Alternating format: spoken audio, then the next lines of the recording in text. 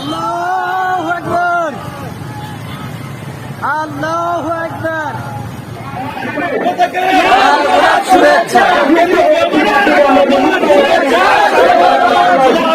আগমন, শুভেচ্ছা মধুপুরের পক্ষ থেকে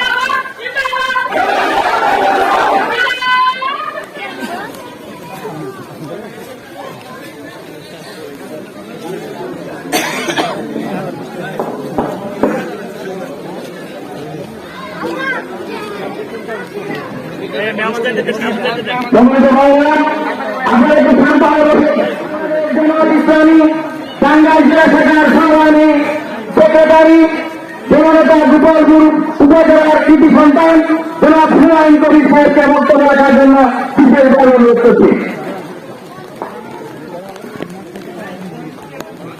আল্লাহু আকবার, আল্লাহু আকবার, আল্লাহু আকবার।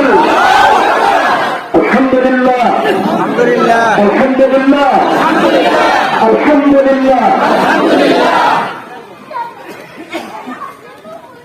আসসালামু আলাইকুম ওয়া রাহমাতুল্লাহ। বাংলাদেশ জামায়াত ইসলামী মধুপুর উপজেলা শাখা কর্তৃক আয়োজিত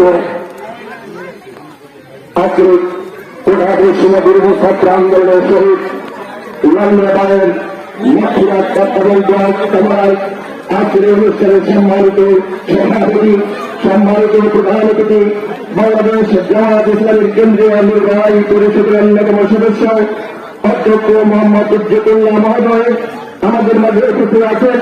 বাংলাদেশ জামায়াত ইসলামী টাঙ্গাইল জেলা সংগ্রামী আলী জনাব আহমদ মাহবুব, অন্যান্য নেতৃবৃন্দ, শহীদে উত্তর এবং সম্মুখে রয়েছেন তাদের সকলকে আমি আমার উত্তরটা শহীদের পক্ষ থেকে সালাম জানাচ্ছি। আসসালামু আলাইকুম ওয়া রাহমাতুল্লাহ। আজকে আমাদের মাঝে প্রধান মেহমান রয়েছেন, প্রধান অতিথি রয়েছেন। আজকে আমাদের মাঝে সর্বপ্রধান শহীদ আমাদের যে লাউয়া ভাই রয়েছে তার বাচ্চাটা সকলের চাইতে আমরা এখানে দিতে চাই, আগে আছেন কিনা? আল্লাহ রাব্বুল আলামিন আমাদের লাউয়া ভাইকে শাহাদাতের মর্যাদা দান করেন। আমি কথা বলতে চাই না, এই লাউয়া ভাই যে জন্য তার জীবনকে উৎসর্গ করেছেন, যে জন্য তিনি তার জীবনকে পাথরের সামনে মাথা নত না করে জীবনকে উৎসর্গ করে দিয়েছেন।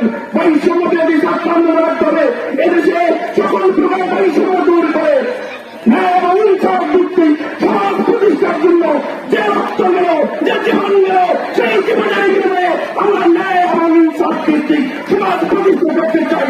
আপনারা আছেন কিনা?